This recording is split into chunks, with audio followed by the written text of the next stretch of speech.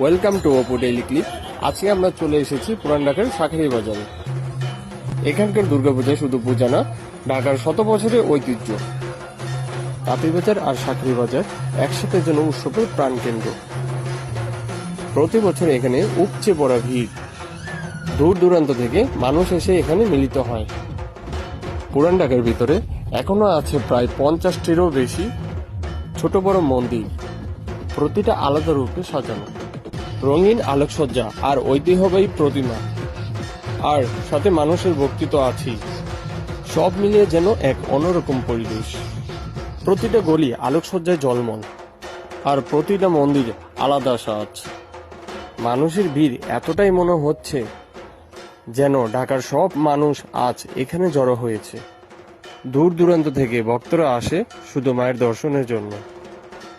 শাঁখারী বাজার শুধু পূজা নয়, এটি একসাথে সংস্কৃতি আর ইতিহাসের প্রদর্শন।